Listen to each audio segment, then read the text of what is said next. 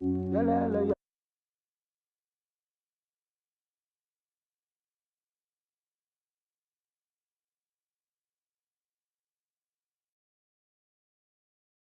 a ton of content out there, and if you don't know where to start, it can be overwhelming, even paralyzing. So let's fix that. Welcome to Simply Cyber, a community of tens of thousands of aspiring and active cybersecurity professionals focused on networking, knowledge sharing, and professional development. I'm Dr. Gerald, Auger, Chief Content Creator at Simply Cyber, inviting you to get the answers to your cybersecurity problems with hundreds of cybersecurity videos answering your frequently asked questions, interviewing industry experts, and live streaming daily cyber threat briefings hosted by me. Now get the stories and insights you won't find anywhere else. Hit subscribe now and dig into all the fresh content on the channel and in the community. Nothing should stop you from launching and leveling up your cybersecurity career today.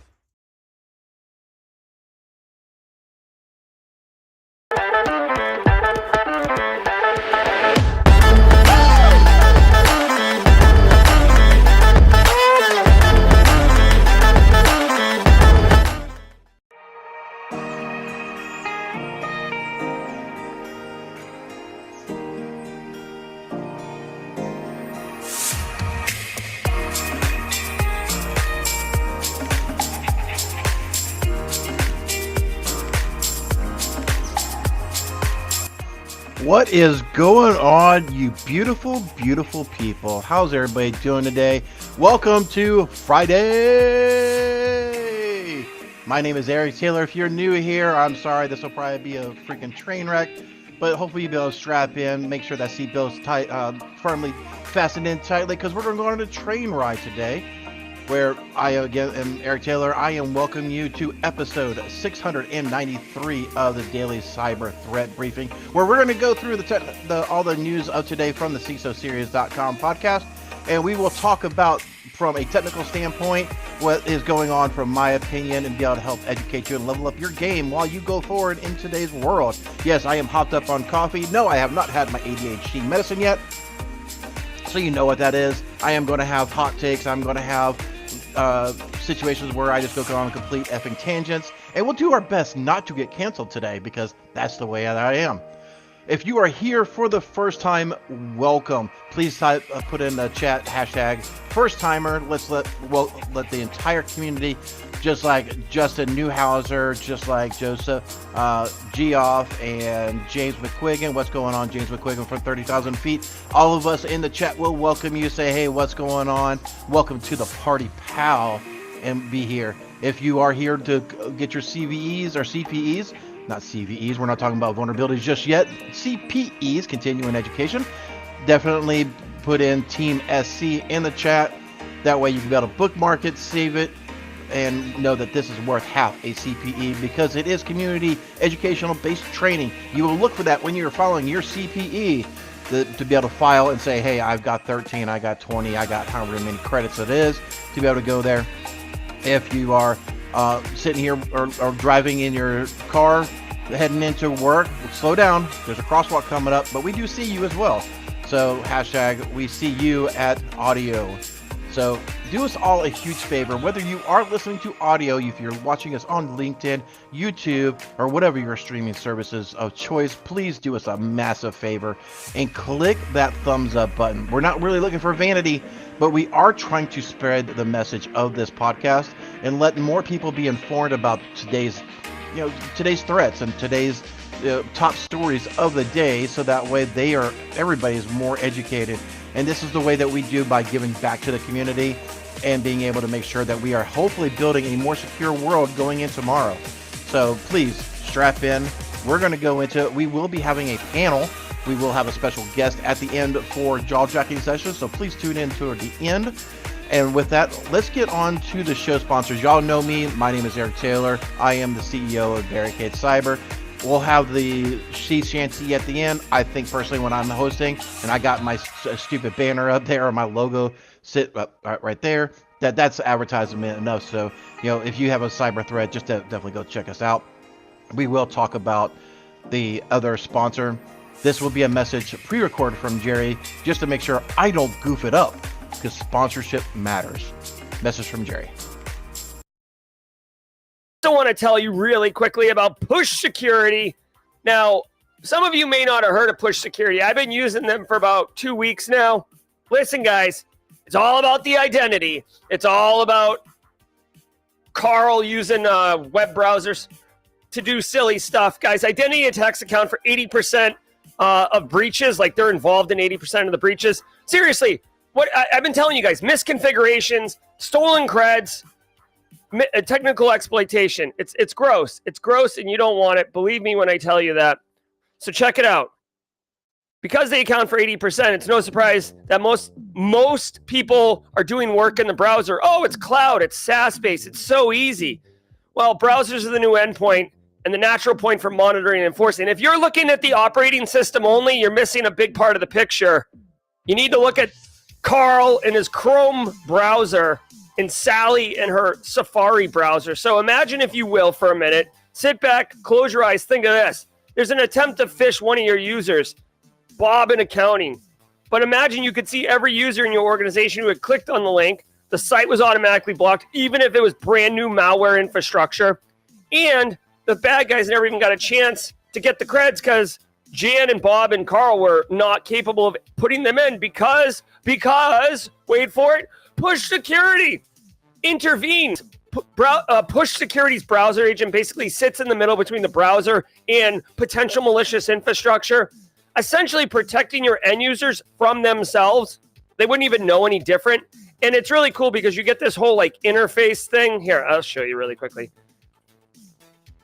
You just install the this Chrome extension and you're off and running. They have a free tier. Look at this. Beep, boop, boop. Checking for robots. It's as simple as this, guys. I really like this. I'm spending an extra minute on this because I want you to see it. Come on. Push security. Let's go. Look at this thing. Look at all this.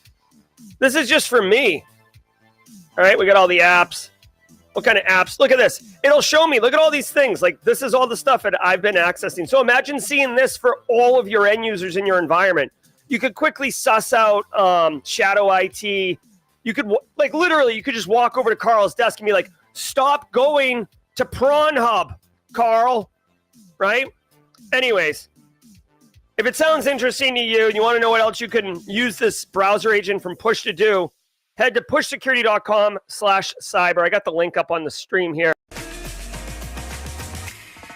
Oh, the video ended. But anyway, thank you so much. Thank you so much, Jerry, for doing that pre-recording, because you know, he knows darn tootin' well that I will butcher that freaking thing up. So thank you so much for pre-recording that and making that super easy for me to be able to talk about that. We will talk about Antisyphon at the mid-roll, ladies and gentlemen. With that, I do want to do a shout out to a couple of first timers. Thank you so much for Dr. Gerald Auger. Just so you know, he is in the green room, or he's not in the green room. I lied. He is in the background. He is watching. He is going to be going to a conference. So I am very honored and pleased to be able to fill in for him. But shout out to OMG, it's Meadow, first timer.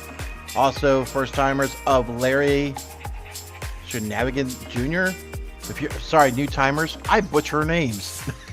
And Brian Clark, 3 of you that was captured by Dr. Gerald Auger and put into the mod chat. Thank you so much for tuning in.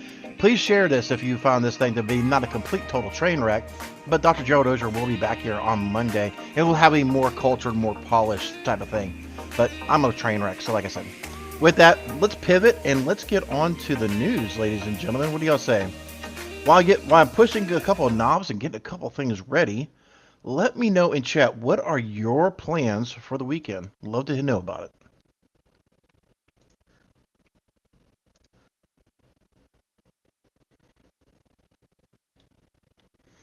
It says it's playing, but of course, it's not. So series, it's cybersecurity headlines. These are the cybersecurity headlines for Friday, August 23rd, 2024. I'm Steve Prentice. Kremlin complains of DDoS attack, but digital experts are not so sure. Disruptions that occurred on Wednesday for some Russian users of WhatsApp, Telegram, Skype, Discord, Twitch, Wikipedia, Steam, and even Pornhub are being blamed by the Russian internet regulator Roskomnadzor on a DDoS incident targeting Russian telecom operators. Local digital experts, however, disagree with this statement, arguing that it is impossible to organize a DDoS attack on all 2,000 Russian telecom operators simultaneously. Stanislav Shakirov, co-founder and technical director of the Russian digital rights organization Roskomsvoboda, suggests that the regulator, quote, likely tried to block Telegram, which inadvertently impacted other services, end quote. FAA proposes new cybersecurity rules. Again, it's not it wouldn't be a Simply Cyber podcast without a little bit of daggum audio issues. So I will have to do this in a little bit different fashion. Bear with me 1 second, and I will talk about my understanding and my viewpoint from this. Okay, there we go. Thank you for bearing with me a few moments on that. So let's just put this plain and simple, right, ladies and gentlemen? So they're like, oh, it's impossible to do a DDoS because so many services. Bull crap. I'm just going to call it, it's complete and total BS. There is a thing that's called a botnet network, and they literally will infect a bunch of machines. It will communicate with that botnet network, and we'll get as missions, almost like a very sophisticated, multi-tenanted command and control setup. So when you send the command to your botnet network, it will actually flood. Hypothetically, if you were to it's been posted in the news before that Russia and I believe Japan. There's another country that I've seen on the news, but I know Russia for sure. They essentially have one edge switch, if you will, that is controlling the entire internet. And Russia's shown this before where they were able to where they've been completely able to disable and kill off the entire internet to their country. So all you really got to do is just tack that edge switch that's controlling and bringing in the broadband for all of the country, and congratulations, Bob's your uncle, and you got a DDoS attack, right? So I don't know. So to me, if I was going to do a DDoS, that's where I would do it. I would do it at the edge. I would try to bring, especially when it's so weak and unable to be done. Just checking my chat. Okay, cool. So yeah, that's if I was a pen tester, if I was a black hat, if I was somebody who was doing hacktivism or anything like that, that's what I would do. And it'd probably take you a good bit to find where in the world that IP address is, but it probably wouldn't be too hard for somebody who's more sophisticated and understanding than I am. So anyway, to each their own. On to the next story, ladies and gentlemen. For airplanes. The rules focus on security of the airplanes themselves, especially the engines, which have increasingly become connected to internal and external data networks, which could make them vulnerable to cyber threats. No crap. The proposal seeks to standardize what the FAA currently calls special conditions, which are temporary regulations issued on a case-by-case basis. The goal of the standardization is to help reduce the cost of certification. This change is being described as long overdue by cybersecurity expert Joseph Saunders and others. All right, ladies and gentlemen. I'll try not to go on a complete tyrant of this freaking mess. The FAA is, I would say airplanes, not really the FAA, the airplanes themselves, right? They are a legacy technology, right? I mean, you're literally strapping yourself into a sardine can with jets on it and being propelled and thrown into the air. Sorry, just checking a chat from DJ Bisek, or my buddy there. So, when you think of it as simplistic as that, you are literally in a tin can with jets being jettisoned into the air and to be able to go across the world. That's kind of the way that it is, right? All the Boeing stuff that went on not too long ago, and I think still is, they actually had to stop production on one of their, was it a 777, whatever. Some of the new stuff that Boeing is creating, they had to actually stop production. But if you don't know, and for those who are new to the InfoSec community, planes get updated and receive their updates. You want to take a guess? Take a guess real quick in chat. How would a plane get its update? I'll tell you. A floppy disk. The 3.5-inch floppy disk. You know, the one that had the little door that slid. You know, when you loaded Windows 3.0 and 3.11 and DOS on. Yeah. All that technology from the yesteryear is still being used in planes. Goes to show you just how much the airplane Wi-Fi is janky, right? Anybody who's ever been on a flight has done Wi-Fi on a plane kind of knows that that thing's a hot mess express, right? It's about, you know, about as effective to be able to look at your text messages and maybe your social media, but you're not getting any real work done. So, you know, if they can't even pipe it over a Wi-Fi connection or something like that, then, you know, whatever. Thank you, DJ B6. So the 737 MAX 8 is what they stopped production on because of the new software. So DJ B6 in the know when all things aviation. All right, let's get on to the next story, ladies and gentlemen. Come on, play. Atlassian releases patches for Bamboo, Confluence, Crowd, and Jira. I'm going to stop it right there. All right, we'll play the rest of it. So if you're with CISO seers, just bear with me a second. Those who want to hear this, that at what point do you stop using a piece of software that's always getting vulnerabilities every freaking week? It's like every week or every 2 weeks. Oh, I'm going to get canceled today. I knew it. In its August 2024 security bulletin, the company highlights patches for the Bamboo data center and server, the Bouncy Castle Java dependency, Confluence Data Center and Server, and the Apache Tomcat dependency of Jira Data Center and Server and Jira Service Management Data Center. A link to the bulletin with all the details is available in the show notes to this episode. It's actually right here as well. Let's see. Will my internet be... Okay, so let's zoom this thing in. Those, if you're watching, let me move this. Let me do this. I just posted the link in chat. I know my video is a few moments delayed. So yeah, we got a denial service. We have cross-site scripting forgery. Oh, this is just a hot mess express.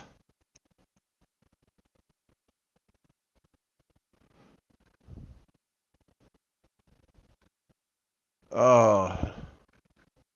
Seriously, ladies and gentlemen, if you're still using Atlassian and their services, I mean, come on. Okay, so look, seriously, June 18th, May, April, March, February, January, December, November. Okay, so it's not every week or two. It feels like it, though. But every month they are coming out with massive, more cross-site scripting, information disclosures, more DDoS. Oh, RCE, remote command execution. Another RCE, another RCE. I mean, come on. Look, I'm all for, you know, patching your crap and getting things done. But when you're using a piece of software that constantly needs to be maintained because of these exploits, you really need to take a good, long, hard look in the mirror, ladies and gentlemen. Like, do we really need to be using this software? It is a viable risk to our organization. You know, look at the data that you are storing in there. You know, hypothetically, if it's just you're just using it for ticketing as a ticketing system, and no sensitive information is being sent over to it, then maybe it's okay. But you know, this is just a patch manager's worst nightmare. You know, pen tester's wet dream, if I may. But anyway, take a long, hard look. I mean, this is kind of what it goes into vulnerability management. So do you need to be using a software that's constantly got problems, constantly has RCEs? I mean, these are not just bugs. These are freaking exploits, ladies and gentlemen.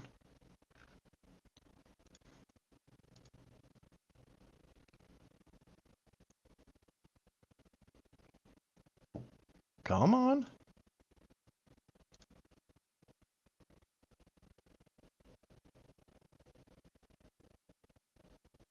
Shut up, Jessup.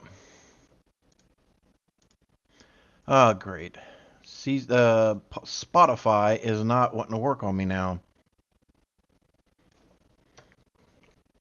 All right, let's try this a different way. Stand by, ladies and gentlemen. Stand by to stand by. There we go. Windows Recall to reappear.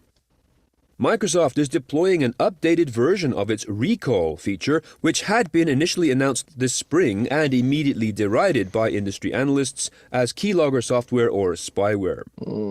The idea behind Recall was to take snapshots of a user's desktop every few seconds as a tool for keeping track of things. It was removed from widespread Copilot Plus PC release on June 13th, but will now be deployed to testers in the coming weeks. Microsoft has not fully clarified how the new version will differ, but has said it will include what it calls just-in-time decryption, and that Windows insiders would need a Copilot Plus PC.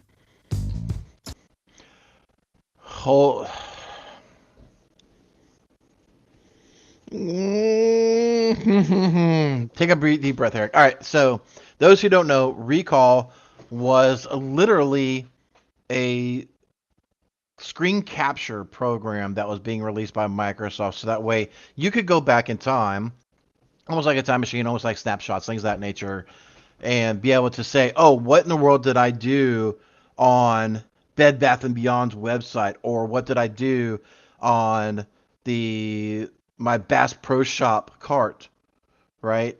Somehow my cart is empty now, and I don't remember what I had in there, and you can be able to go back and be able to look at that type of stuff, right? So snapshot or the Recall was supposed to help you with that, but as we were looking, and even I have one here, nice little Windows PC or Surface that has the fancy smancy Copilot button there. So we were going through testing, and yeah, just like everybody else is saying, a standard user could be able to look at any of the images that were on the device. You didn't need to be an administrator. You didn't need anything special. You were just able to do it. And for me, that was a major problem. I know DJ Bisek was talking about it a while back that, from a technical administrative, you got HR, you got, developers, you got all these things that are snapshotting these things. And it was a big problem. Threat actors would be able to take it and be able to see, stuff that's, part of their data exfiltration. They'll just start going through your Recall and see, what was the banking account information? How much money they potentially have? What other potential sensitive information? I do know, this will be a shameless plug, so sorry about that. We will go, and thankfully I removed my stupid chat bot on my website now, because that thing was just, it would never stop, no matter how many times I told them, hey, please stop the bot between 8 and 9. So I'm just like, F it, I don't care anymore. In our blog, we did put in here how to disable Copilot on your new devices. I'll post that in chat if you are so interested. But we literally have the PowerShell commands here, so you can be able to disable the Copilot feature, and that will help disable your Recall if that is of interest. And of course, legal disclaimer, use at your own risk. Well, I've tested it; it's worked pretty well. But the Surface that I have, just in full disclosure, is like 2 versions behind. So please test it. I haven't tested on the latest and greatest versions. Your mileage may vary. But yeah, if you can be able to keep Recall out of your organization, look, unless you need it for your organization and specific department, do everything you can to keep that BS out of your computer. Just do it. It has no business there. It's a massive cybersecurity incident. I'm looking at you, Atlassian. It's freaking Microsoft. Let's force things down people's throat that they don't want. Anyway. Thanks to today's episode sponsor, Nudge Security. Do you know who's using Gen AI tools in your organization? Find out today with Nudge Security. Their patented approach to SaaS discovery gives you a full inventory of all apps ever introduced by anyone in your organization in minutes, including Gen AI apps. And automated workflows help you scale security and governance without breaking a sweat. Start a free trial today at nudgesecurity.com/GenAI. That is NUDGE security.com/GENAI. Google. All right, ladies and gentlemen, this is that part of the stream. Let me turn down my audio so I don't make everybody deaf in a moment. Where we just jaw jack for a second during our mid-roll. Thank you so much, everybody, for tuning in. I do see 313 of you sexy mofos in here, so thank you so much. This is that part of the show where I do like to talk about the Simply Cyber Community Challenge. That is a hashtag. If you drop in to the chat right now, !community, it will take you right to a LinkedIn page that's already pre-curated and be able to show you anybody who's using that hashtag and automatically filter by the latest people. And this really is a story or a place where you can go in and tell your story, how you got into cybersecurity, how you are doing, what exactly you're doing, things of that nature. And currently, St. Paul Brown, I'll post his link here, but he had the baton holder. Let's see if St. Paul Brown is in chat. Oh, yes he is. Yes he is. What's going on, buddy? Baton, please. So St. Paul Brown, please be mindful in chat.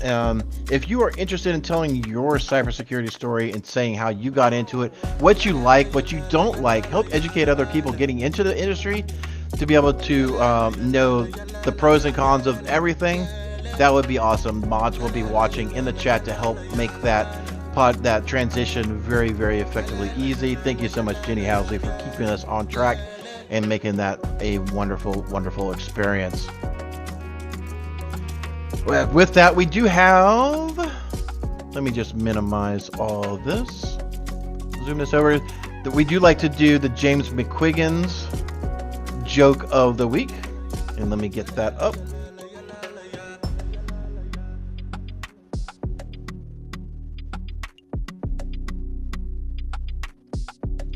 All right, here we go. James McQuiggan from 30,000 feet has his jokes have been submitted. Why are Microsoft employees never relaxed?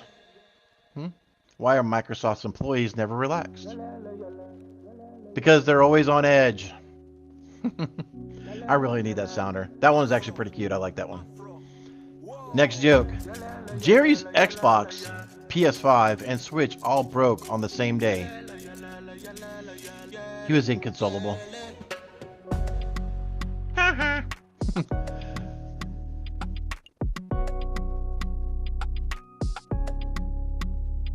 Oh, did I mess up his name? Sorry, Mr. Powell. I guess I called you Mr. Brown. My apologies. All right, the third joke. When a person who invented the USB passes away, they will lower the coffin into the grave, realize they put it in the wrong way, and then have to do it again. Then they realize they had it right the first time. The pains of actually trying to stick that USB drive in the back, and you're trying to figure out which way it goes and everything like that. Yeah. So let's correct the mid-roll. Yep. So St. Paul Powell's. Sorry about that, brother. We will. But yeah, definitely. If you're not connected with them, please definitely connect with this gentleman. those. All right, with that, let's get on to the second phase of this one. We're running a little bit ahead, ladies and gentlemen. Let's do that.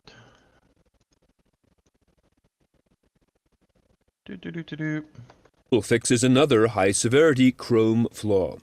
Yay! The fix is the 9th for 0 days in Chrome since the start of this year, and this one has been confirmed as being under active exploitation in the wild. It is described as a type confusion bug in the V8 JavaScript and WebAssembly engine, which allows a remote attacker to exploit heap corruption via a crafted HTML page.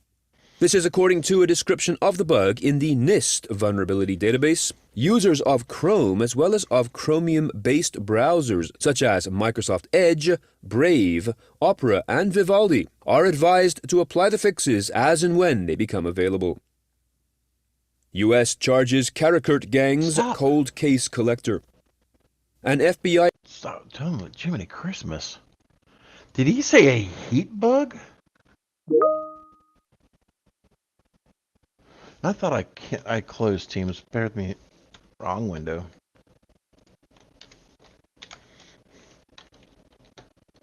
Sorry if I just triggered everybody with Teams.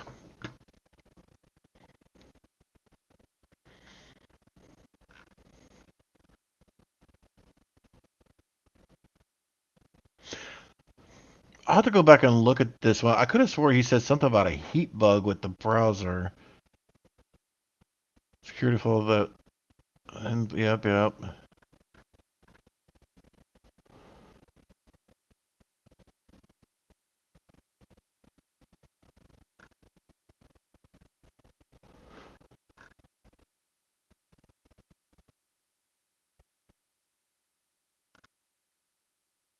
I'm not seeing it at the moment. But anyway, definitely go patch your stuff. Chrome is becoming that vulnerability just like Atlassian. Everything is just jacked up. So this is just another story. You gotta patch it.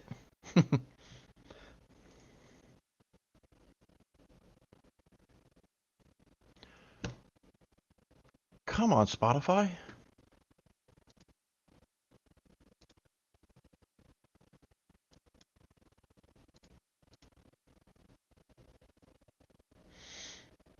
Well, I'm waiting on Spotify to work again. Dadgummit. It looks like we do have a baton passed or has accepted the baton, Mr. Brian Clark.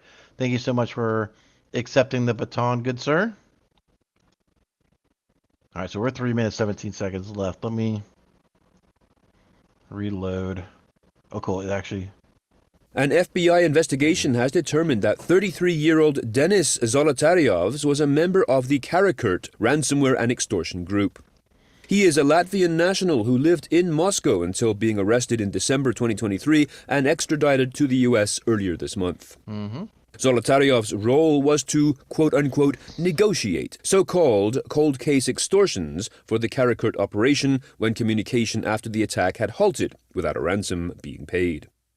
He was tracked down through cryptocurrency tracing, communication analysis, and data obtained from search warrants executed on rocket.chat, linking him to the extortion and money laundering activities.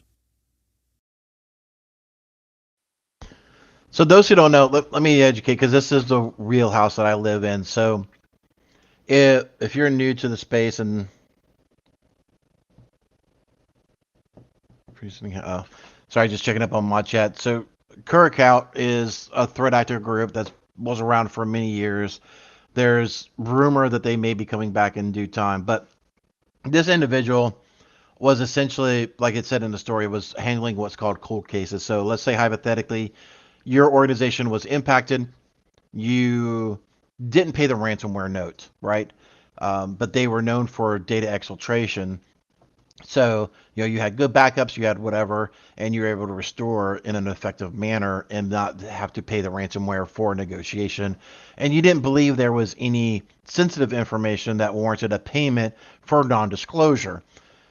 This gentleman would go through all of that data and curate it and try to say, hey, we have this intellectual property, we have this sensitive information, we have all these things, and we want a payment or we're going to disclose it.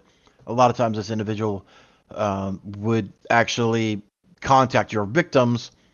This would be, 6 months, 8 months, a year down the road, and try to, get money out of them as well. CureCat didn't have a massive disclosure site. This is a little bit of the earlier days of ransomware. If memory serves me right, they primarily operated out of email, things of that nature. So, it's not like you could go on to their leak site and be able to download the data and do public notifications based off of that. So, they are one of the Wild Wild West, just rogue ransomware groups that was just out there.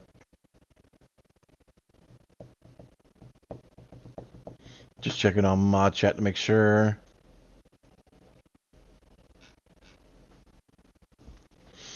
Okay, on to the next story, ladies and gentlemen. Let's see if this is going to work. Unified Teams app connects personal and work accounts.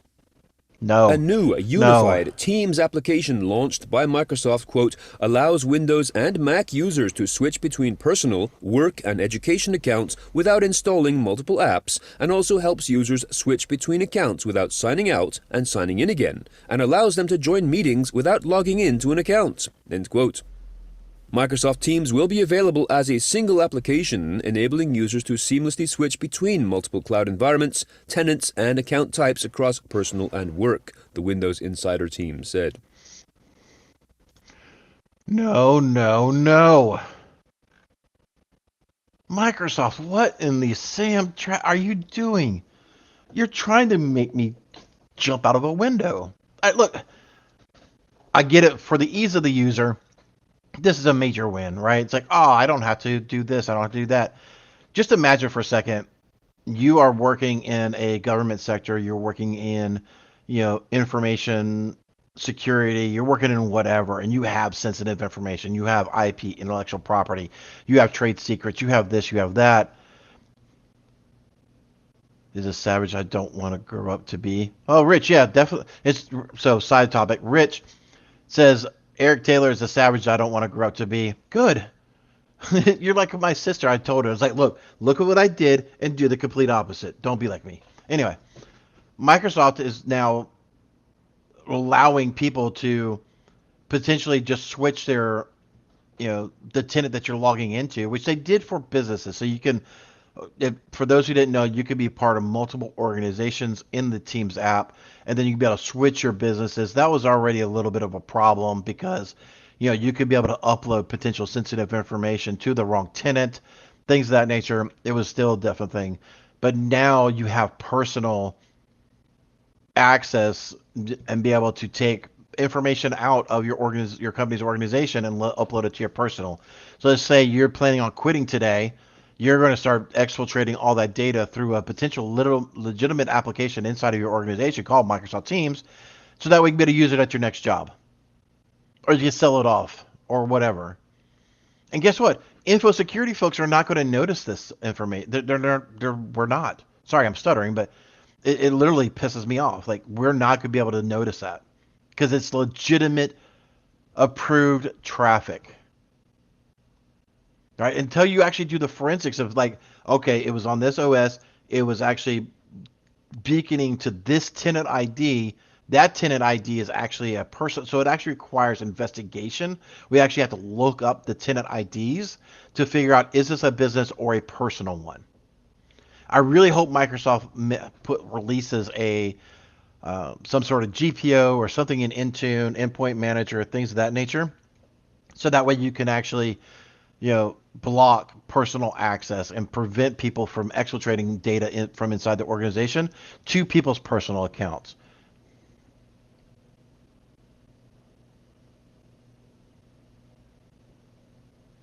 Yeah, DJ Basek, yeah, you can just switch from business accounts to business accounts, right? So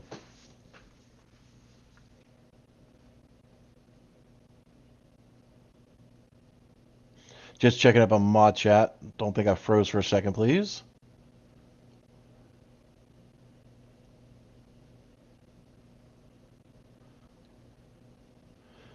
Rosemond, no, I don't think they do any research at all. I think they just push out stuff. The public will love this idea.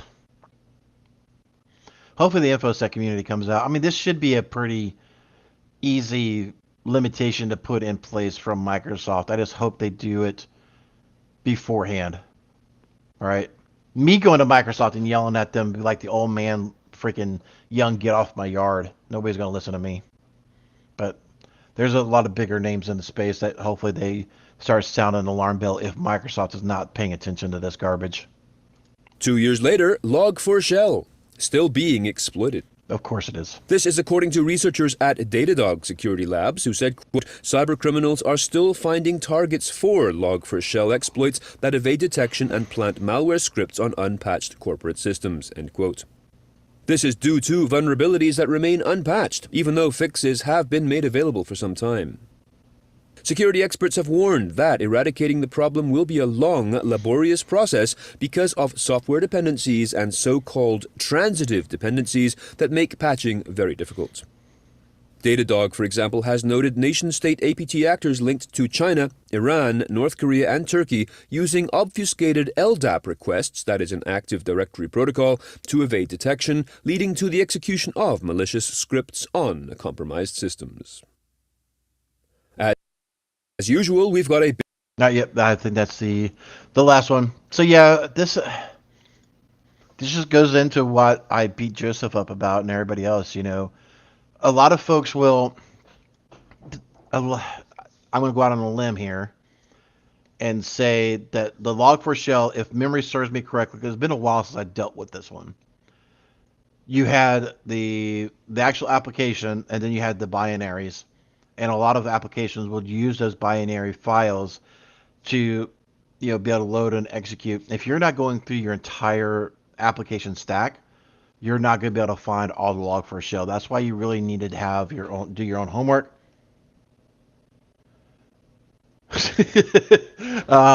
And be able to, sorry, see mod chat. You need to know your applications. You need to know what's the underlying pinning of these applications to be able to know the technology that's being used. I know it's a daunting task, and especially for smaller organizations. But you just got to do it, ladies and gentlemen. I mean, this is unacceptable.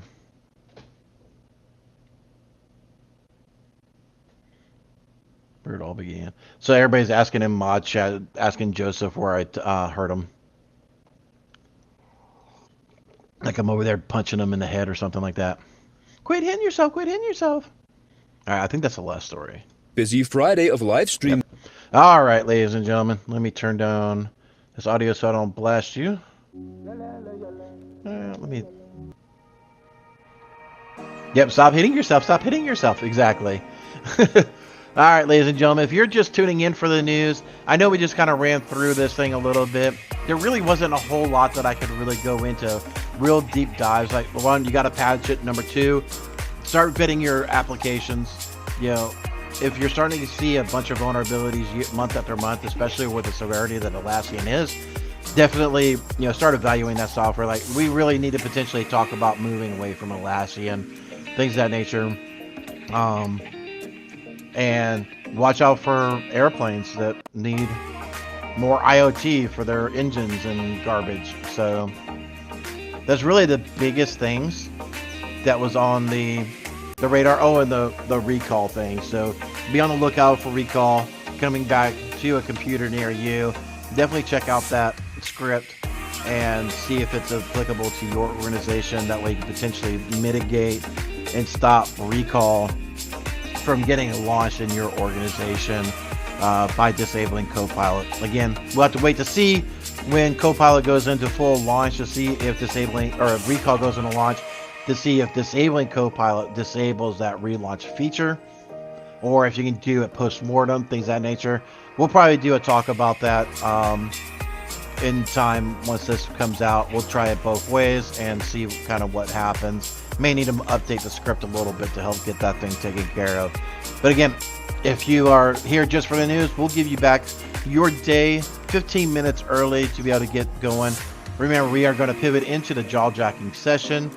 where we'll have a panel of folks coming in, and we will have some questions coming up. If you have questions for myself or anybody else on the panel that's coming up, please type in the Q colon mark and go into your question. Mods will take it. DJ BSEC is in the background. He's going to pin it, so we will run through them. And with that, take care of yourselves.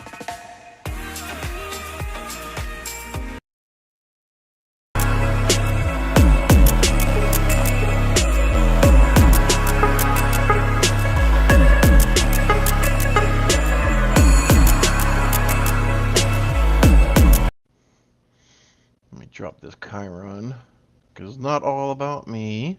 And we'll bring up our good buddy, DJ BSEC. Oh, I'm tiny. You are tiny. You're a little guy.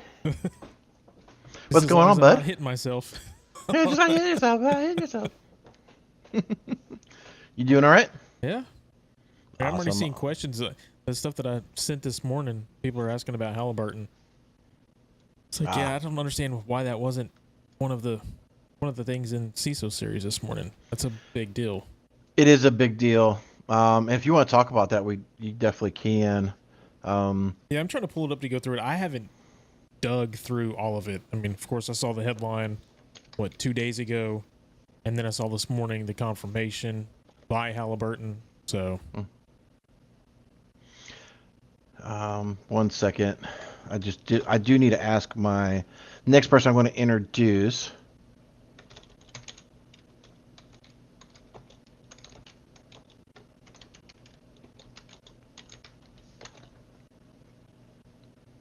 you got Halliburton and you got the killing ransomware. There was two big ones that. Oh, my mic is quiet. Are you? It is. Me? It is. I thought it was my headset because I got it down. Well, hold on. Let me check. I turned it down. My headset was on 14, so. Yeah, I turned it down because it's so loud in my ear. But, all right, I'll turn it up. All right, let me turn myself down. I'm going to yell out mods real quick, and we'll bring in our next person here. Is that better, chat? Everybody better now? All right, next person that we'll bring up is Brad, a.k.a. Theo, infamous penetration tester. Oh. Brad, you want to tell us who you work for and a little bit about yourself for those like myself who have never come across you before today? Yeah, absolutely. Hey, good to see you both, Eric and DJ BSEC. I'm Theo. I go by Brad out in the real world. I go by Theo to some people. I work for a company called Shield Surge, and we do penetration testing services. So right now, I'm just I've been doing some web penetration testing, and but I really like hands-on keyboard, like command line stuff. Hey, logs are fun. It's not always fun to like be digging through them and looking through them and stuff, but it's like a needle in a haystack for me. So thanks for having me on again. Absolutely, bud. Absolutely. And I dropped in his LinkedIn link there. So if y'all want to go out and connect with them, follow him. And that way you can stay up in his world of penetration testing. Well, DJ BSEC, are you ready, or you want me to hit the first question here? I can go through. I'm reading this. I just put it up here so people can see. I'll actually throw this link in chat as well. Gotcha. Is that the oil company or? Yeah. So that. Yeah. Halliburton does. They are part of the oil and gas industry, and they're here in Houston, and they're huge. Mm-hmm. Basically, the only thing that's really come out is that something has happened. They have systems that are offline. It's very scarce as to what issues have happened. Halliburton is not a oil refinery company that I'm aware of, but they are an oil service company, meaning they do a lot of drilling oil and stuff here in Texas and around the world. But they're known for having I guess the best way to describe it is the mud that you throw down a oil line or down a well that pumps the actual oil up. So right now it seems like it's happened. It says technical details on the breach remain scarce, but the compromise has all of the hallmarks of a typical ransomware attack, where sensitive data has been encrypted and used in a multi-million-dollar extortion scam. So it's probably I don't know if we'll see something along the lines of a colonial pipeline issue where we actually see government get involved, because Halliburton is big in this area, but I don't think although they are a company that deals with oil, they're not actually producing and having issue, or they're not one that's actually producing the oil or refining the oil, I guess is the word I'm looking for. So it'd be a supply vendor type of situation. Yeah, and they're more, like I said, they're more along the lines of a company that is dealing with the wells and dealing with a support. They're more of a support role, I guess. A huge support role, but they're a support role to get the oil out of the ground, which we'll see what comes out. Not oil. Yeah, not oil. It says, okay, on here it says, in the statement, Halliburton spokesperson has said, we are aware of issues affecting specific or certain company systems, and we're working to diligently assess the content or the cause and the potential impact. We have activated our prepared plan response for any working blah, blah, blah, the normal stuff. Well, I could tell you Barricade's not on that list because I'm looking at my phone and I got no calls from them. There you go, man. All right, first question coming up from J.E.M. Michael. Wait, wasn't there just an RCE out coming for Copilot Windows recall story reference? I don't think it was an actual RCE. It was just more of, hey, goofballs, this data is not encrypted as you said it was. And the cyber community went freaking nuts all over it. Yeah, I saw that too. It didn't take long for that either, for them to dig that up, right? No, it was like it was released, and then they started digging through the recall feature, and then they found that all that stuff was unencrypted, which is crazy, especially if you're going to run. I mean, it's crazy in general, but they're going to run AI on it too. They're using AI to process those screenshots. Yep, that way you can be able to search from it and marathon. Yeah, that's why I was going on a tangent earlier about it with during the stories. Like, you need to disable Copilot if there's not a need for it. That folder was supposed to be encrypted, right? Yeah. But it was open to a standard user, and the standard user can look at everybody's. Yeah. I think they have moved it to the user's app data now, but it was just whatever. I don't know. All right, next question. Let me actually remove that one. Question for you, Eric. Oh boy, is there no story today on the Halliburton oil? Oh, yep. Okay. Yeah. It just looks like they're running the playbook, right? I mean, they're big. Halliburton's a big company, and they hopefully they do have a playbook that involves, like, how do we talk to media? How do we address this situation? In the next couple of days, maybe you'll see something. But how do we not talk to media? How do we not talk to media? Right. How do we properly fill this through legal? Yeah. Mm-hmm. Yeah. That's exactly. I mean, that's why here it's kind of crazy because, of course, Halliburton is based here in Houston. That's where I'm at. So for it not to be like, for me not to see that and then see it like in an update on a page that I have on a feed, it's kind of like, whoa, they're doing a good job of hiding what's going on. All right, question for Mr. Theo here. Oh. How can one make their resume stand out when trying to get into penetration testing? That's a good question, and I think you guys get that a lot, and I get asked that a lot too. So your resume is just one of the approaches that I think that you need to look at when you're trying to get into pen testing. It needs to have all the common elements. But if you're looking at trying to stand out, I really think you need to look at doing projects, write-ups, and then making that into a blog or a website or something to show to show the employer when you do get in front of them for an interview that you are working on things. You can talk to them about the server that you stood up. You can talk to them about the write-ups you do on Try Hack Me or Hack the Box. So I think that's important to have that, and you can put that link. I've included that link right on my on my resume too. I put my GitHub or my notes or my Obsidian, whatever it is that I have published. But also, and I'm going to pivot into, but because I can't stress it enough, networking, LinkedIn and face-to-face. I think those are that face-to-face is still very important. How is, I guess, pivoting from that, do you have any techniques for the introverts? Because most of us in this industry are introverts. How would you recommend the introverted people doing those face-to-face networking? Yeah, so that's another good one. I'm the same way.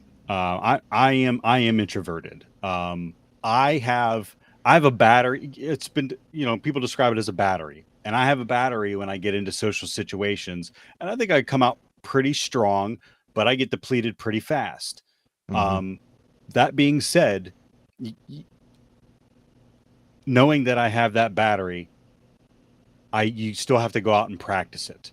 Like if you go out and practice it, then you can make more of an impact with how much, how much battery you have for those social situations. And as you keep putting yourself in those situations, you're going to get better at it. And maybe you improve your battery time as you're out there, out and about with people. But it's important that you get out there. You keep doing it. Like the first time you go to a networking event, you may, if you're an introverted, you may not be the best in many situations, but you have to keep doing it to keep practicing, get better at it. Exactly. Yeah, for me, I'm massively introverted. Joseph works for me. He knows that, things like this is easier because, we're all already diving into, topics that we know and we all love. And it's easy to kind of pivot from, because I did network administration, system administration with Blackbox and had Cisco certs and all that. And so I played a little bit in the pen testing world, so I can easily pick up and have those conversations with folks. But, it's like, hi, how are you? Nice weather, right? Like that whole, and but yeah, it's definitely, it is, I totally get that and use that analogy a lot with battery because I will get so drained. Like, oh, I just need to take a step away. So like when I'm at social events and we're doing the whole networking stick and everything, I try to have like 2 conversations and I try to go outside for 10 minutes. Just to step away, and then I'll try to come back and have 2 more and then step away. So that way, otherwise it will be a, sorry, Kennedy, it will be a shit show. Yeah, that's a good idea. I don't think I haven't tried that before. I'll have to try that. What's up, Joseph? What's going on? Hi, Joseph. How you doing? Joseph. Joseph. Am I muted? No, we hear you. Okay. All right. I was like, is my headset on? I can hear people, so I'd assume yes. But at the same time, you never know. I'm yelling at mods to get more mods in here. Kimberly needs to get off the couch. And Jesse needs to get out of the shower. Jesse's out of the shower. Jesse's driving to work. Oh, well, you could call from the car. Anyway, question. Could this be the top 50 company that paid the large? No. No, this just happened. Yeah. This is something that we say just happened. I think it probably happened yesterday? Sunday night, Monday morning, and then because we heard it. It came out Wednesday that something was up. Yeah, I think yesterday it was actually like, yeah, this is potentially a ransomware situation. Yeah. All right, let's get rid of that question. Whoop.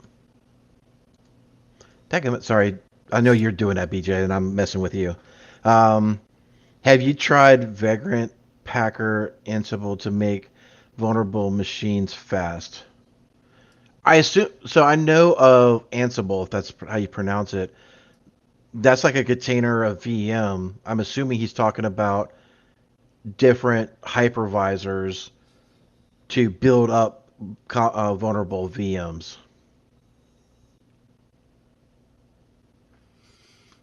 So I could speak to that. I mean, I haven't used any of the. I've used Vagrant before, not Packer and Ansible. I just haven't gotten there.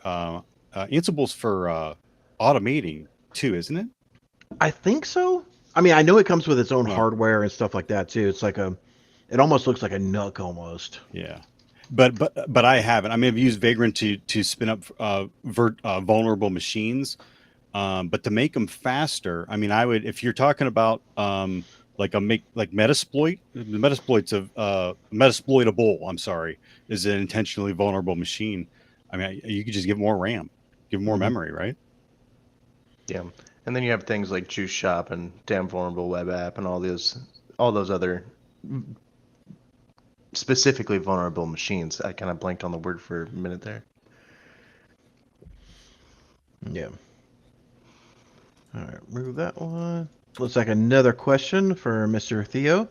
What are some hot vulnerabilities you're looking at for an engagement? Any trends?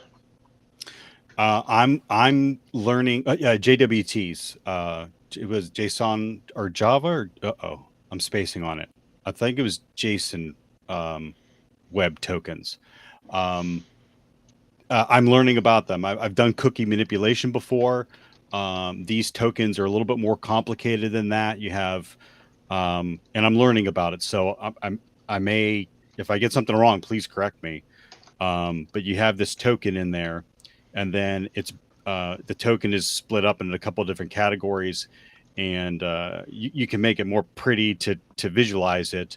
But once you decode it, it's JSON information. So you have user and you have pass or user and a token and other things that are mixed in there. So JWT token manipulation, and I believe Portswigger Labs has labs on how to get better at that.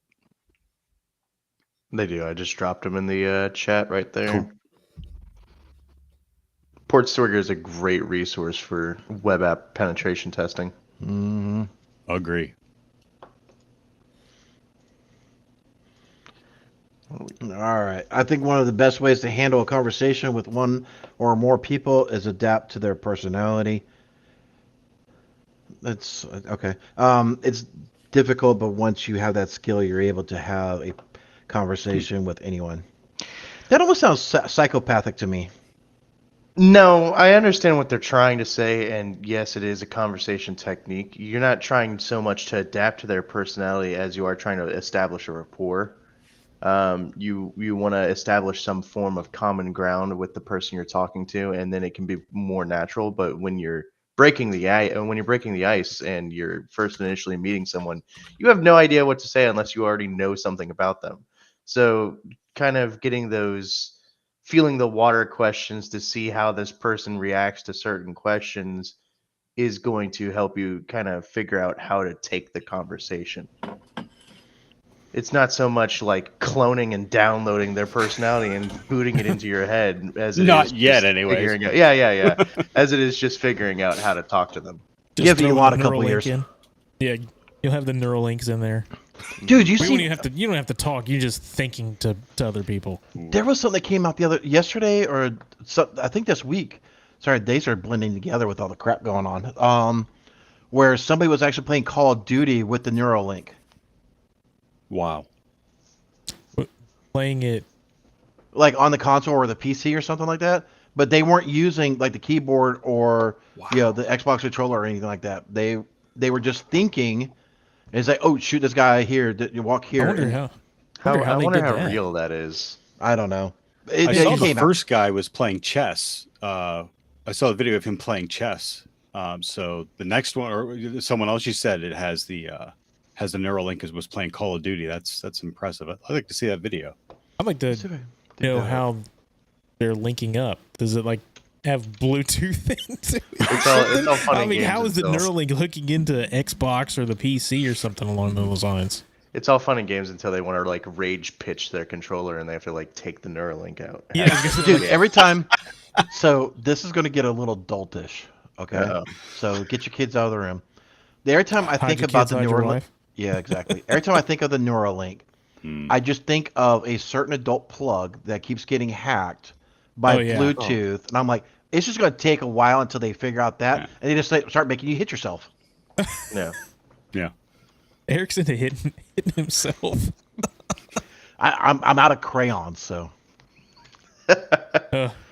Needs a new box of crayons to eat. Well, they make them in those mega packs now. Yeah. All those different colors. 115 crowns. Let's see, we got another one. How do you handle a team lead who keeps pushing back OS patches? What? Just by using the argument, we're good now. If we patch it, Microsoft's gonna. So, I mean, we could let Joseph. I mean, this. that's a sound argument. I'm about to say we need the stronger stuff here.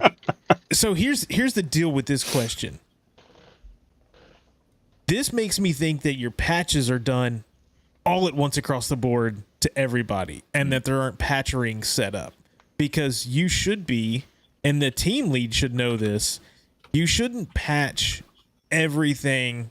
Like within the industry, you're wanting to set up rings. So you take 10 or 15 people, maybe one in each department, because maybe the departments have a different setup on their machine. But you patch all of those and you let them run for a couple of days. And does something blow up or something break? And if not, then you push it to the next ring and you go, inside out. A small group, a bigger group, and then by the time you get to the outside ring, everybody's updated. It's usually how it's supposed to be done. I know a lot of people, a lot of companies just force everything.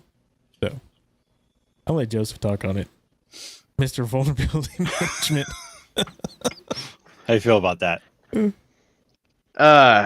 Yeah. I mean, really, it's what BSEC said. You have to test your patches. And I usually have a test group in each environment that I push it to first, and then I just monitor chats.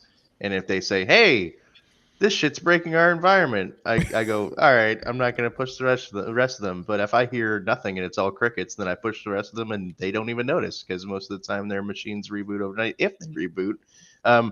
I think the harder part is getting them to actually get the patches installed. Yeah. Yeah. They're pushed and sitting there, and actually getting somebody to restart the machine. Mm-hmm.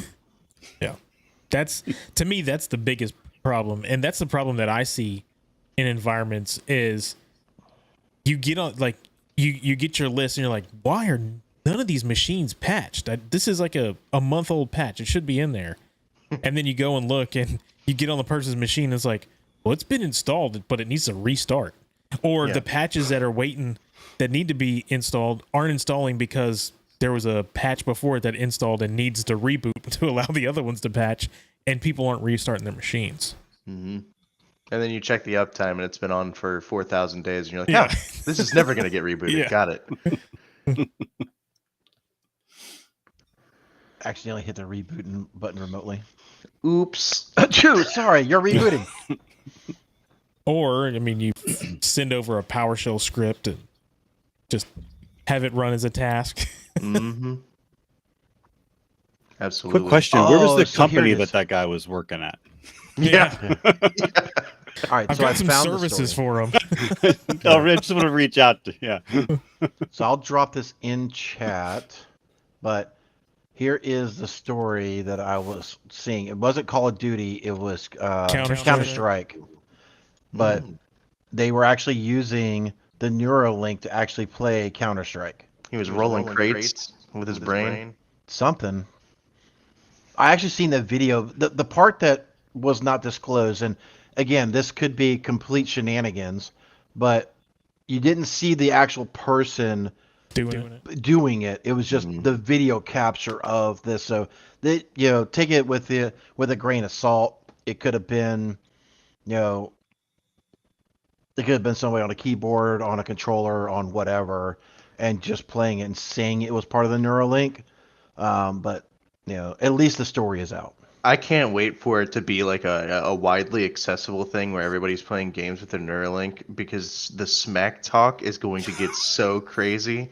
They can't blame the fact. Yeah, they can't blame the fact that their controller's bad or their keyboard's bad. It's your brain, bro. Your brain is Start trolling Brain people. sucks. Your Yeah. brain sucks. You need some crack. This is a funny comment. I'm beginning to feel like all those shows that seemed so far fetched when they came out were scarcely ahead of the game. That's what it's always like that, right? So 10 years ago, this was just somebody in a back room creating a movie about something that's going to be big, bad, and scary, and everybody's like, that's not going to happen. Has And anybody then all of a watched sudden- the trend? Sorry, go ahead. Yeah, well, and then all of a sudden, we've got microchips in our brain. Yeah. Like, I want to go back because more and more as I get older and people are mentioning episodes of The Simpsons and how they were so far ahead of their time. Yeah. Between them and certain episodes of South Park, where the crap that they were discussing that's like this is so far fetched, they were actually predicting it almost within like a year or two of it actually effing happening. Well, that's what everybody's like. What is it? Matt Groening. He's like, he's a time traveler. He's a time traveler. He goes in time travels and sees what's going on and comes back and then writes it and puts it in The Simpsons. So we have a question from Larry Shervington Jr. Not really cyber related, but any recommendations for getting started on building my own PC? First time attempt, any good video recommendations or YouTube follows for PC building? And then he said, thanks, go Bucks. I I'm think gonna have some like low. Oh, good. I think his best bet will probably be, even though I don't really care for his videos or anything like that, but the Linus Tech Tips dude. Yeah. Yeah, that's For what I was- building PCs, yeah. Because he does a lot of them like live, right? Yeah. Yeah. Even if you're trying to like figure out the lay of the land on like what you what you got to do or what not to do, Mm-hmm. just you can watch a few of those. My low level advice is I use PC Part Picker to make Mhm. sure I don't have something that like a power supply that's not good enough. Oh, But, because none of us have ever done that before. Yeah. I have about 3 pieces of advice. First piece of advice, if you feel like you're forcing it, it's in the wrong spot. Yeah. Insert adult comment here. Do it, hammer it. The rubber mallet action. Oh yeah. Advise against that. Got it. Okay. Why is this yeah. GPU not going in here? Yeah. If you feel like you're forcing it, it's in the wrong spot. Part 2. Yeah, I know, Eric. Part 2, you don't have to have your first build be a supercomputer. Everything's very plug and play now, so you can start with a pretty crappy build and work your way up, getting piece by piece as you want. The most important thing I would say is probably you don't want to skimp out on your CPU. Everything else can be replaced very, very easily. The CPU is kind of a pain. And then part 3 would be oh crap, I lost it. So it was make sure it fits, adult. Don't build a supercomputer, and I can't remember the third one. It's Friday. I hear about this. This is anytime I've gotten this question, I've always advised people get a Raspberry Pi and try to put that thing together.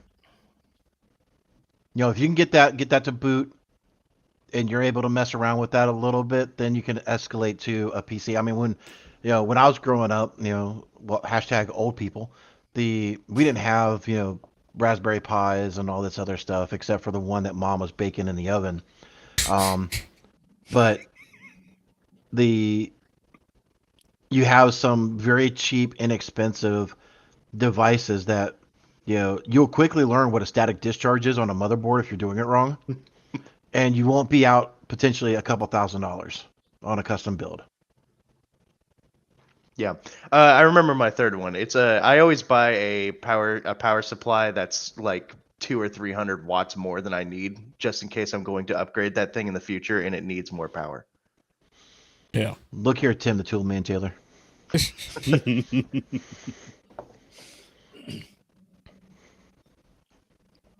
Taking notes. It's time. Kim says I've been hanging around Eric too long. No, I've just been on the internet for a majority of my life.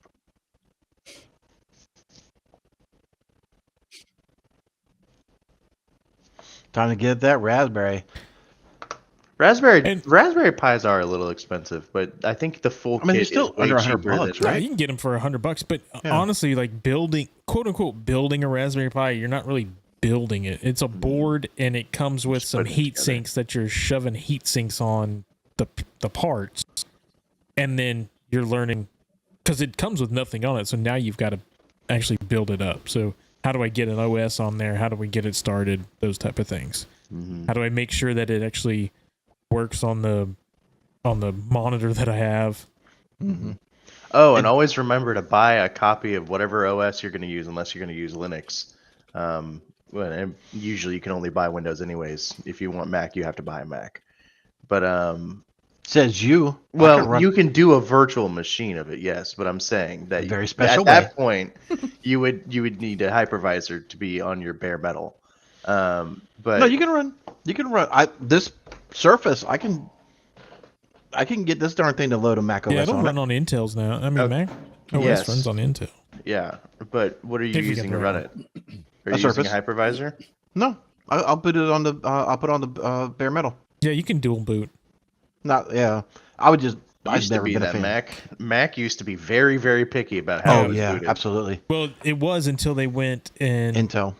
they went Intel number 1, and then they had the whole back and forth with Microsoft where, hey, we're gonna actually put Office on Macs, and then it kind of progressed into moving into Intel and then being able to put OS on Intel. Yeah, I don't use Microsoft, or I don't use Mac, so I didn't know it got easier. I just remember the one time I tried to do Mac virtualization, and it was a nightmare, and I just was like, nah, never. I'm good. Yeah, most people will keep it, and then they'll use oh, I just left my brain. It's a virtual. Whoa, Eric's gone. Parallels. They'll use Parallels to run. Sorry, I had an itchy nose, and I didn't want somebody to think I was sitting here picking my brain or something. Some things you step off a camera for. It's called etiquette. Oh, is that what it is? We Darn don't have a- tootin'. So we don't have a lot of questions. In Kimberly threw something in mod chat and said we should talk about this. So yesterday when I went through the little demo, I did throw up a dark reading about human nature and how it's causing cybersecurity problems. I was just going to throw that around. Like in this, it's basically talking about how us as practitioners don't spend the time to actually update everything, to actually put stuff in place. We procrastinate as humans and as individuals. We will procrastinate on anything we don't necessarily want to do. So like when it comes to upgrading our systems or upgrading something along those lines, we look at it and go, yeah, that needs to be done, but I don't really want to spend time updating 150 machines today or start pushing this stuff out. I guess honestly what we look at it is, I'm going to do all this is going to cause more problems, and I don't want to deal with that right now. So how would you go about, I guess, explaining to people why we should, even though you don't want to do it, it should be done? I pull up the FBI statistics on costs of ransomware and costs of business email compromise. And I tell them, how much would you like to spend? A few man hours or $1.5 million? Getting it like 1.2 or something like that right now is the Yeah. average, something like That's that. that's the around average. So you have, of course, you have some that are a couple thousand and some that are tens of millions of dollars. Yeah. Yeah, it depends on how they value it, really. You have no idea what the price is going to be until the threat actor names their price. And sometimes they don't know what they have or Nope. don't have. Nope. Sometimes they'll just pull a bunch of data and think they hit a gold mine, and then really they have like trash files from recycle bins. Yeah. Was it the AT&T stuff a month ago or something where they were like, oh, we hit, and then AT&T basically came back and said something along the lines of, well, that data is like 2 or 3 years old. Yeah, we've And been then seeing it's like, yeah, several but of you got them. metadata in there and stuff that you could actually fish through. Yeah. How about yourself, Theo? How would you go about convincing? It's kind of easier because you're a third-party pen tester. He's so. like, I would not I convince know. them. This is Yeah. terrible advice. Never. No, Never patch. Yeah. Never patch. Sounds like a lot of work. Oh Ugh. no, like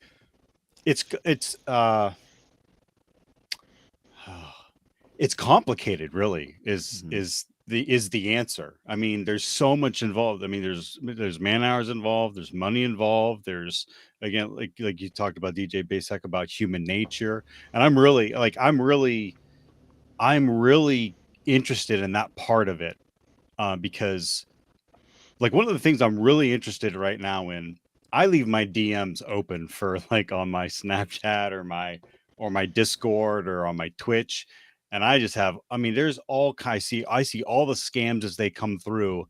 And it's amazing to me that the people are still falling for this, the graphics artist scam that's going around right now, or the cryptocurrency scams, and, or, click this link and then go here. Like, as much as we talk about these things about, like, don't click on links, and, to pause before you're sending people money, or take a minute. Like, it's complicated, and the human nature, like, that gets involved in that too. Like, it's just, I guess, to make a long explanation, a long answer longer, like, like, all you could do is, I think, just show people, talk to them about how complicated it is, and then show the comparison that you talked about, like the money versus the hours. Right. I mean, it when you put it in focus like that, it's a little easier.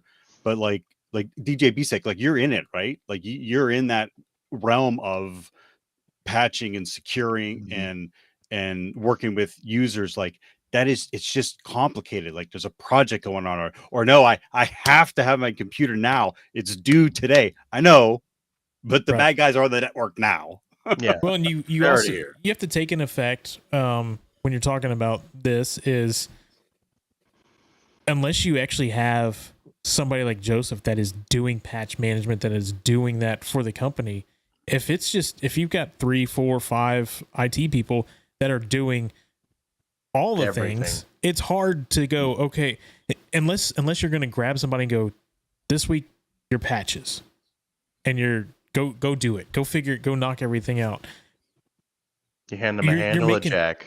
You're making more work. I mean, you don't want to make more work for yourself. You already, for the most part, those teams already have work as it is, and then you're going, okay, now we got to make more work for ourselves. The other thing with this is, like Joseph was talking about, money wise, and there's a question that popped in about presentations to get funding. Mm-hmm. This is something that would come up. Hey, if we don't do this, or more along the lines of the ROI, or the return on investment for doing this, is greater than not doing it. Because if we don't do this, just like Joseph said, it's going to cost us 25 hours. It's going to cost me 25 hours to go do this for the week. Mm-hmm. If I don't do it, and I go party on the weekend, and I come back on Monday morning, and I've got ransomware stuff all over my machine, it's going to cost a lot more than the 25 hours. Because guess what? Now it's going to cost all the hours it's going to take for all 5 or 10 or however many of the IT team, the security team, to be working plus on the this. Payment of the ransom. Plus the ransom payment. I mean, there's a lot more to this. So yes, we procrastinate, and we talked about it earlier, of you don't just want to throw all of the patches out instantly, because that can cause another issue. But you've got to have those steps in place to be able to put the patches out, make sure the stuff works, move on, and not procrastinate so long that it's going to come back and bite you in the what. And I will say, I kind of reminded myself earlier, and when Theo was talking about it, it did bring up a good point.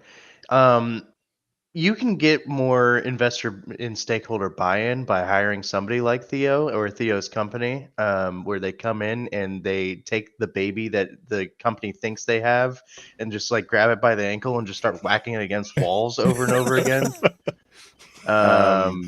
Here's Joseph's patching mentality. Yeah, it's very accurate. But they essentially take what you have and just destroy it, and then like throw it back to you all crumpled, and they're like, your baby's ugly. And that is a lot easier to present to your because But you Theo just pay does these it people nicely. They do it nicely. Like, hey, your baby's got an issue, but we can fix it. You know, with a baseball bat. The baby's teeth are really messed up, but guess what? We have braces that we can actually put on these teeth and make them better. They present their findings, and you paid these people, and for whatever reason, companies love to listen to third parties before they listen to the people that they actually have hired. Yes. Preach on that, because you and I'm sure we'll get. Well, how many people do we have in here right now? We have 187 people in here. Mm-hmm. Out of the 187 people in here, 90% of the people have heard this before. You've gone to your management, upper management, whomever it is. Hey, we need to do this, and they go, okay, that sounds great, but we don't have. We're not going to do it right now. And then you've pushed and pushed and pushed and pushed, and then a year later goes by, and you're still sitting over here in the corner, like, hey, we should have been doing this. And they're like, hey, we should bring in a third party to come in and pen test, or hey, well, let's bring in a third party to kind of oversee everything. And you're like, great. And as a practitioner and somebody in the company, you should be in IT. You should be like, fantastic. Let's do that, because you know what's going to happen. That person's going to come in. They're going to talk to you as the IT person or whatever, and they're going to say, hey, what do you have that's going on? And you're going to say all of this. Yeah. If you're not going to, black box, gray box, or whatnot, this is what I have. They go through and hit it all. Then they contact you. If you're the person to contact, they'll contact you, kind of go through everything. And then they're going to present everything that you've been telling for the last year to the people and say, this is what you need to do. And then they go, man, that's a fantastic idea. How much is that going to cost? Let's do that. You sit in the corner, you're going to smack yourself in the head, but you go, who cares? It got through. Now we're going to do it. Now let's get it in place. Yeah. When you hire the pen testers and whatnot, even if it's a black box pen test, you can kind of like lean over to them and be like, hey, if you find this server, all I'm saying is you should really focus on this. You really should go over this IP address, please. Just hit this one over and over and over again. And then you slide Theo a crisp 20. Please. I'm do it free. No. Extra attention you. over here. Yeah. No, that's it's not a shame, but I mean, it is a little bit of a shame that you have to go through that kind of rigmarole to get it, to get things taken care of or patched or secured to keep the company safe. Well, so here's the crazy thing. The company trusts enough in you to run everything. Mm-hmm. It falls off of, hey, I need to have 50 grand to go replace all this stuff and put it in here. And the question is, well, do we need it? Because it's already working. And you're like, well, I mean, no, but we're out of our maintenance window, and because we're out of the maintenance window, we don't get patches anymore. Well, is it internet facing? Well, no, it's not internet facing, but we do have some internet facing stuff. So if that were to get popped, then we're screwed in turn. Like there's a lot to it. And as you're talking up, right? As you're talking up the chain, the technical prowess is no longer there. You're having to learn how to speak to upper management that aren't technical and explain to them in a way that they understand. And as you move up that chain, they understand money. So you've got to bring the ROI in. If we don't do this, look, it's going to cost me $50,000 to change this in the environment, or to update this in the environment, or to get that maintenance package in place so we can get those updates.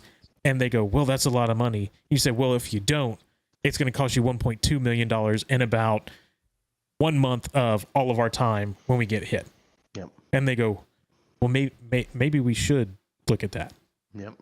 And this is, I know Jerry's ears are going to start burning. He's in the middle of a conference right now, but this is where a quantified risk assessment comes in. Being able to put asset value in place, being able to determine how much it would cost to do X, Y, and Z.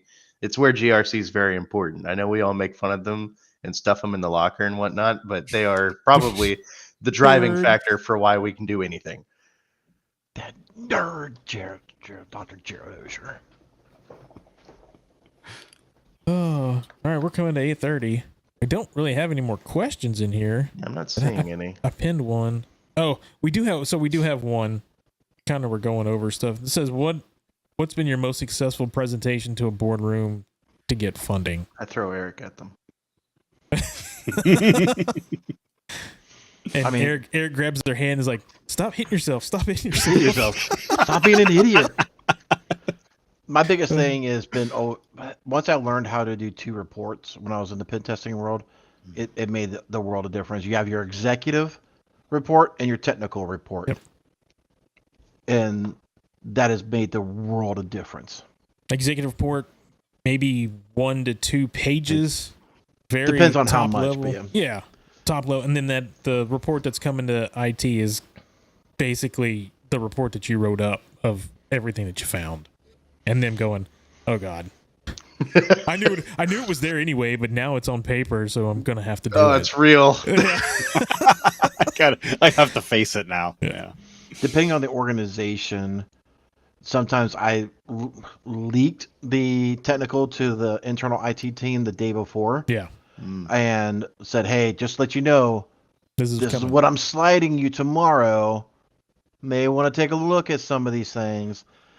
Just so you'd be like, "Oh yeah, we knew about it. We've already started preparing and starting to prep and stuff like that." So, as much as you can look like you are on the technical team side, because at least from digital forensics, every time we come in, they think we're Big Brother and we're going to take them to the wood chippers and beat the snot out of them and laugh at them for small toes or so. I don't know, but they freaking hate us.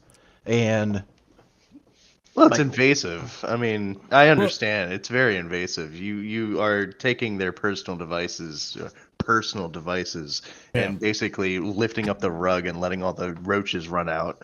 Well, and like you said earlier, Joseph, that is their baby, right? That's what they've been doing. They've been the ones that, if they're not the one that's pushing to have somebody come in and look at them, they're the ones that it's their child and it's their stuff, and they've been doing it right, or they haven't been doing it right, and they know they haven't been doing it right, and they've just been kind of pushing it off to the side, and now somebody's going to come in and expose them. Where what you should, as a practitioner, as somebody that's doing that, you should be all for it. Hey, no, please bring somebody in. I can't do everything every day, all day.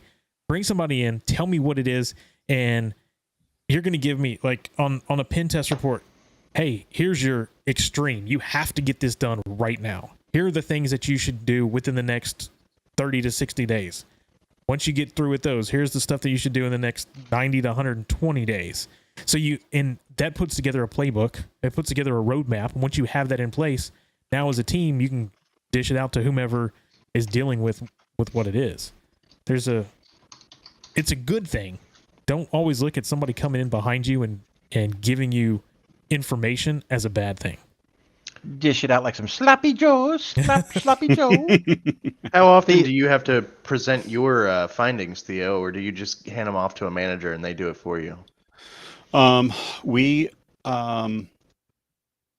would, in a couple instances, if we found something that was like truly alarming or very vulnerable, we would pull the company in immediately and say, "Look, this is an initial finding we found, and you need to take care of it." And of course, have my my boss or my manager involved as well. But we just try to be accessible as much as I get it. Like it's their baby, and it's been working, but I try to be just as accessible as possible. Like if you have questions, please let me know. Like I want to be able to help you, or just staying in contact with them. It depends on, I guess, like with the type of pen test that you're doing too. Like there's times when, you're really involved and you're really letting them know that you are, starting it today, and we're starting the web portion today, or we're starting the network portion today, or in some instances, there's, depending on the contract that was signed, is like maybe it's no communication at all unless something's very detrimental. So it just depends on the situation. But whatever it is, it just needs to be explained up front. Eric, I think you talked about that one time in yours as well, about the expectations to the client or the customer about the communication that's coming to them. Mm-hmm. Yeah, definitely want to So when we did our pen testing, we always did it from the stance of a threat actor. Um, so we'd want to know very little about your environment, except for, is there anything if we come across something that we should not touch, let me know now. If there's anything that you want me to take extra attention to, let me know now. And that's really the way that I based a lot of those engagements. It's like, okay, kind of what you were saying, Theo, is like, at what level of severity, if we find something during our engagement, do we stop and we call you in? Like, naturally, we see a threat actor in your environment. Yes, we're going to stop and do that. But, if it's just a vulnerability that's not publicly exploitable, aka no proof of concept or code out there, of course, we're going to move on. But if there is an exploitable with proof of code or proof of concept code at release, things of that nature, and could cause do we stop? Just getting your rules of engagement ironed out ahead of time will make a world of difference. Be like, yeah, we seen a threat actor in there. Why don't you effing say something? So When it comes to that, do you guys tell them what IP address you're coming from, or do you let them find out and see what they do? now, when I did mine, sorry Theo, but when I did mine, most of ours I was actually using all of Amazon's gateways. So I would use the 2 or 3 on the east, the 2 central, the couple west, Canadian, and 1 from Europe, and I would just hammer. It was almost like a mimic DDoS attack. Right. So it was really hard to say which one we were coming from, but I've accidentally brought down networks inadvertently by doing that, unfortunately, with Burp Suite. Stress testing. Who else is going to do it? Yeah. It depends. Yeah, it depends. It just depends on what if you're doing like a true red team engagement, which it sounds like Eric was doing, was that like you're acting as a threat actor. This is what could happen. I'm not going to tell you where I'm coming from. But if you're just testing their, what kind of vulnerabilities could exist in there, the best thing they could do is whitelist your IP or whitelist wherever you're coming from and let you in. Right. And lower some of those barriers so you can identify like there is a CVE on your network, remote code execution in that app. Like you want them to find stuff like that so you can remediate it ASAP. Yeah, and the reason I asked was just for that specific. If you don't let them know what's going on, and then all of a sudden they start seeing an IP address going through their systems, they're like, "Oh, boom," and they block it. Right? If they see it. If they see it, yeah. Yes. If they're paying attention. Yeah. Because if they don't know that this is actually going on, if you go tell the network team or the security team that's doing the firewalls or whatnot, hey, we have a pen test coming. It's going to be coming from here. If you see that, just let it go.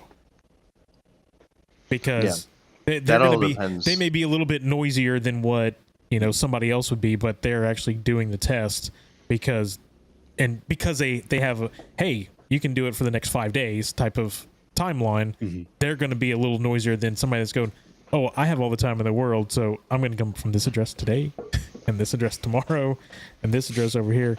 So that's why I ask. The ones that I've dealt with, they've always been like, hey, this is where we're coming from. If you see it, it's us. Well, see, I guess that really depends on your engagement, and right? It doesn't, yeah. Like, so do you want?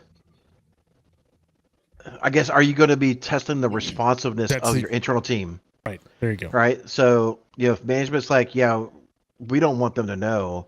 We want to see how long it takes. And we have clients that test us sometimes like, let's set off this friggin' thing and see how long it takes them to, yell at us. Or how long does it take for them to contain us or whatever the case is. And that is a very legitimate, tactic to use during your engagement. Yeah. What about you, sir? You seen that a lot? Me? Me? Yeah, Theo. I would assume. Yeah. Yeah, sorry, I meant Theo. I said sir. Trying to get that out of the head. Yeah. Yep. Yeah. No, see the same thing. Yep. I get Theo. Can you tell us about a time when a pen test has gone horribly wrong? Oh yeah. No, no. Great story. Yeah. I'm trying to think of a couple of things. You know what? There was one where I couldn't really find anything. I mean, it was just a basic like a web. It was a web test. It was a web pen test. And those things, like if you don't have a lot of forms that you can try like command injection or cross-site scripting or things like that, then you don't, there's not really anything there's not really much you can do. You can test like you can like check all the WordPress versions. And what made this one particularly bad was that I was stomping around pretty hard.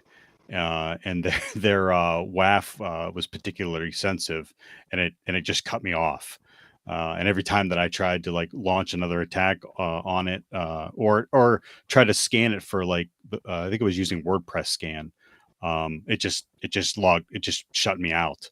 I had a couple VPNs, and I tried to keep switching my IP address, but every time I tried to spin this thing, so I mean, it was bad for me because I couldn't get anything accomplished, but it was good on their part. And maybe that's what they wanted to test. So The one thing that always scared me when I was doing the pen testing I was doing is like, especially if we're not finding anything and it's getting to day 3 and day 4, I'm like, if I don't find something and within the next 90 days, they get popped because of something, I'm gonna look really bad. Well, so are you though? Right? I mean, yeah, you didn't find anything. Great. That doesn't necessarily mean that's a bad thing. it's how you depends. present it, though. Yeah. Go ahead. Hey, you guys are really, you're knocking it out of the park. We weren't able to find anything.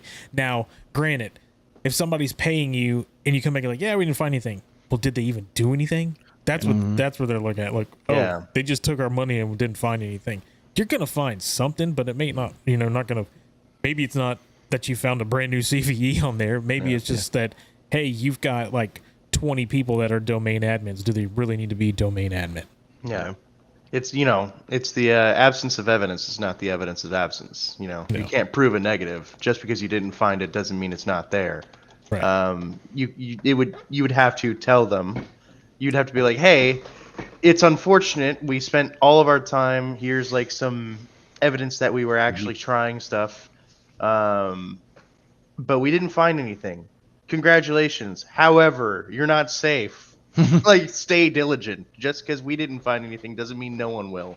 Yep.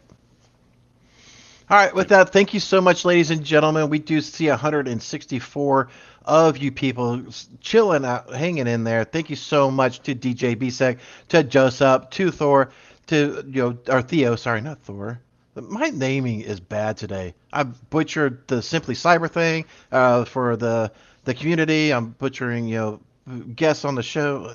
Names are hard for me, ladies and gentlemen. If y'all been around, y'all know that for a while. And to those who stuck around, you get to enjoy the sea shanty for Barricade Cyber and the closing out message. Hope everybody has a great weekend. Please go out there, smell some grass or some flowers, enjoy some weather if you're able to. Go barbecue something. I think I'm going to do some pork chops today. Let me know what you're going to do. And please share this content if you found this enjoyable with somebody who you think will benefit from it. Help spread the message about this. Again, not about vanity. We're just trying to spread the message, trying to help grow this thing so other people are able to level up their career and their understanding of cybersecurity. Until next time, take care.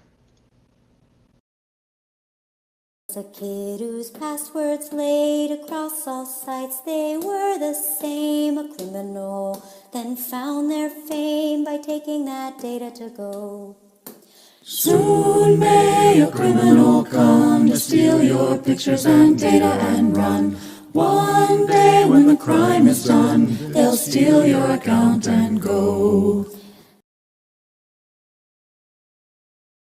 content. Keep the cybersecurity train going by connecting with the other Simply Cyber community resources. We have the Discord server that's lively and always keeps the conversation going. You can connect with me directly on LinkedIn. And also every single weekday morning on the Simply Cyber channel, we're doing live daily cyber threat briefings, 8 a.m. Eastern Time, as well as Thursday at 4:30 p.m. We're doing live stream interviews with industry experts, and we produce videos that we push out every Wednesday morning. I'm Jerry from Simply Cyber. I hope you enjoyed the content, and we'll see you in the next one.